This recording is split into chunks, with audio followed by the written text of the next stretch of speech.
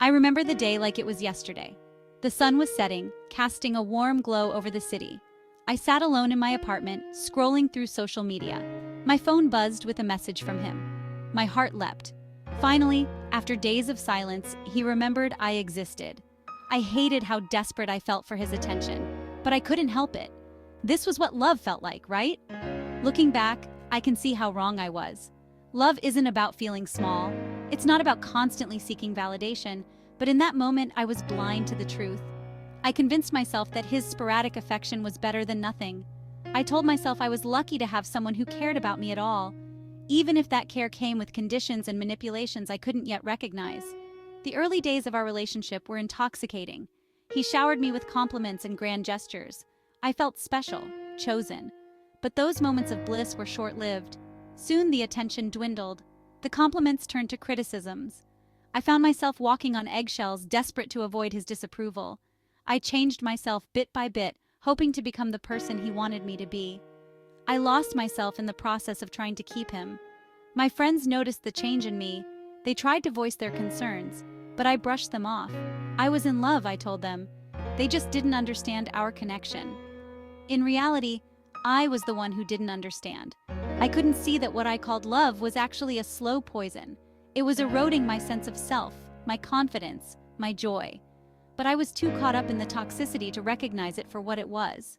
The days blurred together in a haze of emotional highs and lows. One moment, he'd surprise me with flowers and heartfelt words. The next, he'd disappear for days without explanation. I never knew which version of him I'd get. The charming, attentive partner who made me feel like the center of his world, or the cold, distant stranger who acted like I was a burden. This unpredictability kept me on edge. I analyzed every word, every gesture, trying to gauge his mood. Was he happy with me today? Had I done something wrong? The constant uncertainty was exhausting, but I told myself this was normal. All relationships had their ups and downs, right? I convinced myself that the good moments made up for the bad ones, even when the scales tipped heavily towards pain and confusion. The manipulation was subtle at first. A backhanded compliment here, a guilt trip there. He'd make plans, then cancel at the last minute. When I expressed disappointment, he'd turn it around on me. I was too needy, too clingy, he'd say. Didn't I understand how busy and important he was? I'd end up apologizing for feelings I had every right to have. It became a familiar dance. He'd push me away, then reel me back in with sweet words and promises. Looking back, I can see how this cycle affected me. My self-esteem plummeted. I second-guessed every decision, every thought. Was I overreacting? Was I not trying hard enough? The confident, vibrant woman I once was faded away. In her place stood someone I barely recognized. Someone who lived for the scraps of affection thrown her way. Someone who believed she didn't deserve better. It was a dark time, filled with tears and self-doubt. But it wasn't the end of my story. Change was coming, even if I couldn't see it yet. The day everything changed started like any other. I woke up, checked my phone for messages from him, there were none, and got ready for work. But as I stood in front of the mirror, something felt different. I looked at my reflection and suddenly I didn't recognize the woman staring back at me. Where was the spark in my eyes? The confident smile? When had I become this shell of my former self? It hit me like a tidal wave. This wasn't love, it wasn't even close.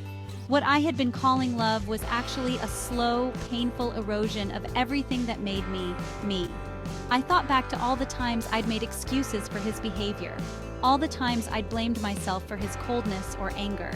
I realized with startling clarity that I had been pouring my heart and soul into a relationship that was draining me dry. That moment in front of the mirror became my turning point. It wasn't dramatic. There were no screaming matches or thrown objects, just a quiet realization that I deserved more.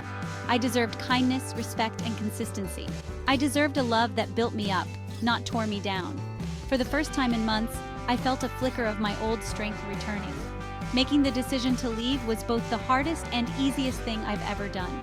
Hard because I had to face the fear of being alone.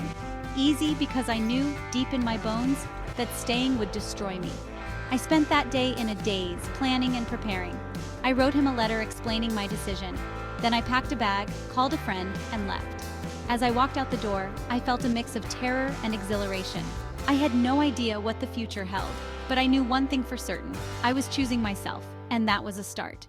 Section 4. Breaking Free, the Aftermath. The first few weeks after leaving were a blur of emotions. One moment I'd feel empowered and free. The next I'd be overwhelmed with doubt and loneliness. Had I made a mistake? Should I have tried harder to make it work? These thoughts plagued me, especially late at night when the silence felt deafening. But each time I was tempted to reach out to him, I remembered that moment in front of the mirror. I remembered the woman I used to be and the one I wanted to become again. Breaking free wasn't just about physically leaving. It was about untangling myself from the web of manipulation and self-doubt I'd been caught in for so long. I had to learn to trust my own judgment again, to believe in my own worth without needing someone else's validation. It was a slow, often painful process. There were days when I felt like I was taking 2 steps forward and 1 step back, but I kept pushing forward, reminding myself that healing isn't linear. One of the hardest parts was dealing with the aftermath of gaslighting. For so long, I'd been told that my perceptions were wrong, that my feelings were invalid. Now, I had to learn to trust my own experiences again. I started keeping a journal, writing down my thoughts and feelings without judgment. It helped me reconnect with my own truth and start to undo the damage of constant self-doubt. Surrounding myself with supportive people was crucial during this time. I reached out to friends I'd neglected during the relationship. Their unconditional love and support became my lifeline. They reminded me of who I was before the toxic relationship. They celebrated my small victories and held space for my struggles. Their presence in my life was a constant reminder that I was worthy of love and respect, just as I was. Slowly but surely, I started to rebuild my sense of self, free from the shadow of toxicity. Section 5. Healing and rediscovering joy.